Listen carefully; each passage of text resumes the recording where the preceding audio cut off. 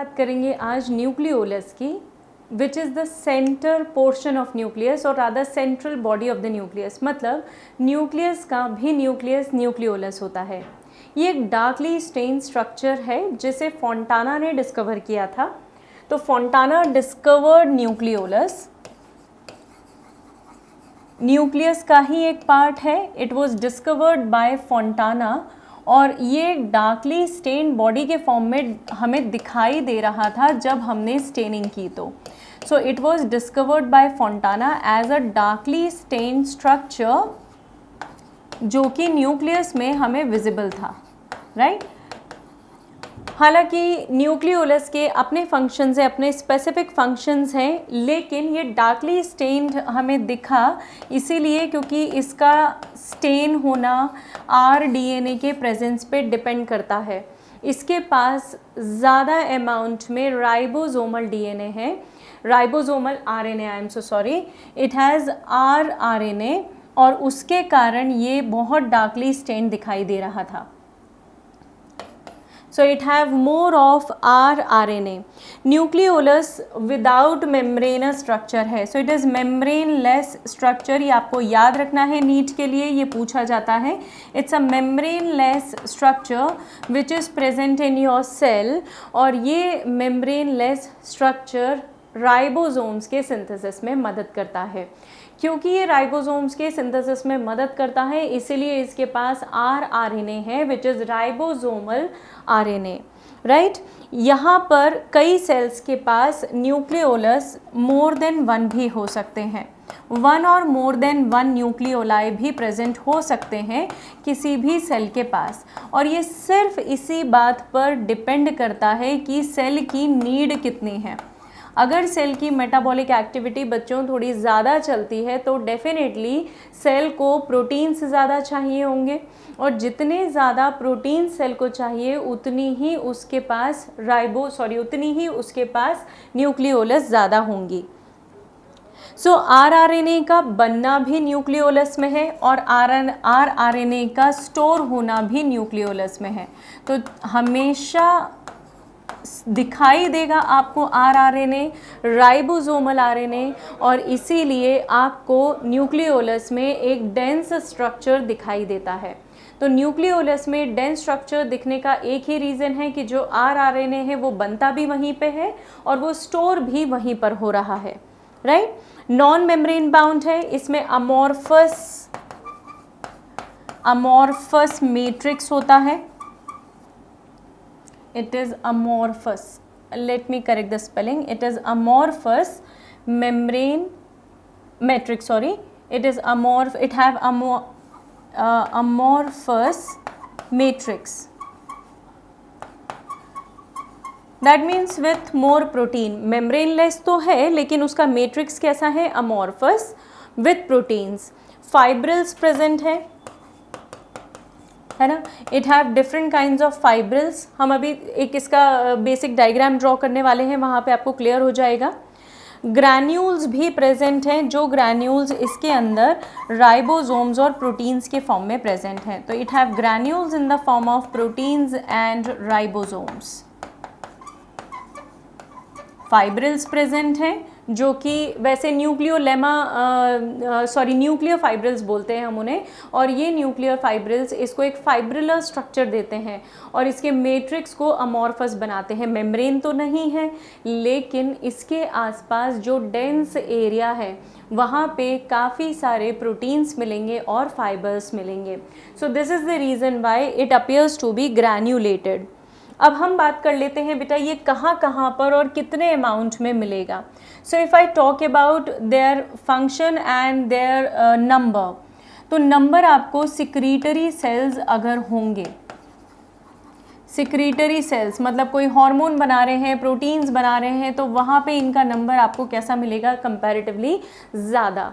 तो जिन सेल्स का nature secretory है जैसे ग्लैंडुलर सेल्स जो कि सिक्रीशंस करते हैं, वहाँ पर आपको न्यूक्लियोलस का नंबर कंपैरेटिवली ज़्यादा मिलेगा। फॉर एग्जांपल लिवर है ना, लिवर में सिक्रीशन होता है, लिम्फोसाइट्स, हमारे specific lymphocytes which are IgA type of antibodies, इनके अंदर इनका नंबर ज़्यादा मिलता है, राइट। तो इन सभी जगहों पर आपको कंपैरेटिवली न्यूक्लियोलस का नंबर ज़्यादा मिलेगा। तो अगर मैं समराइज़ करूं तो सिक्रीटरी सेल्स हो गए बेटा, है ना, secretory sales,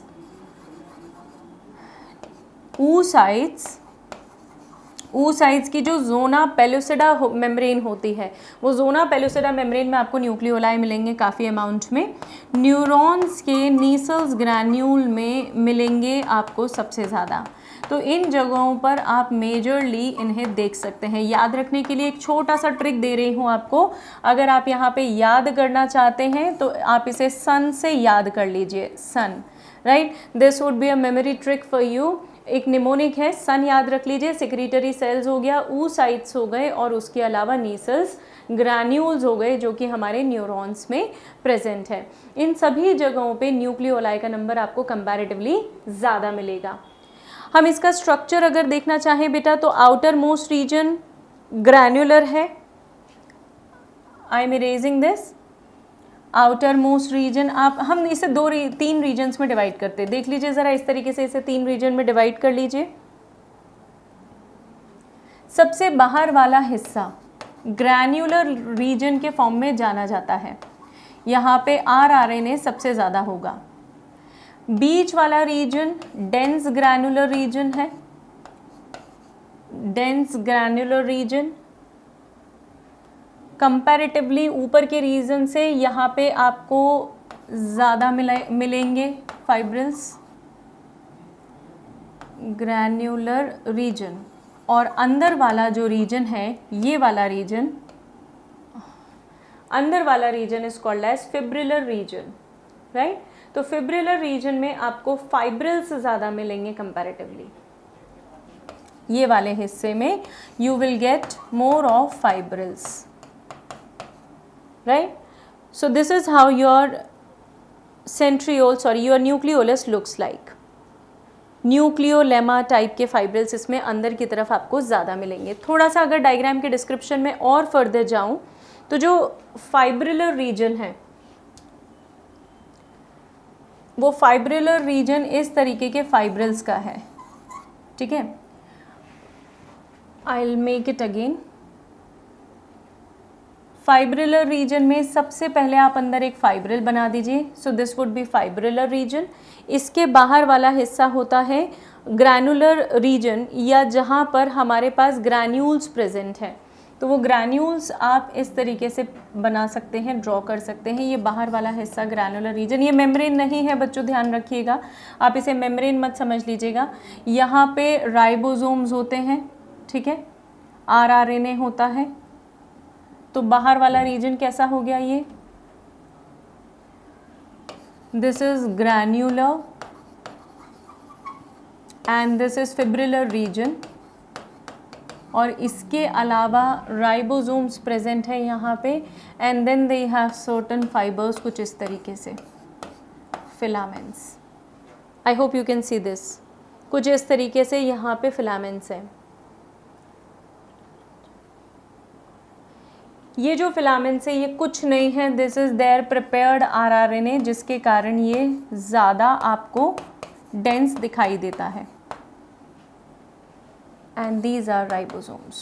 So this makes our diagram complete, है ना। बाहर का रीजन ग्रैनुलर है, अंदर सबसे सेंट्रल यूनिट जो है वो फिब्रिलर रीजन है, राइबोसोम्स की यूनिट दिखाई दे रही हैं आपको, और उसके अलावा RNA दिखाई दे रहा है।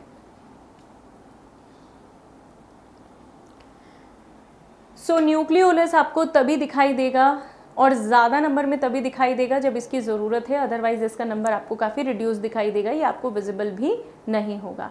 सो this is how we have finished with the nucleolus.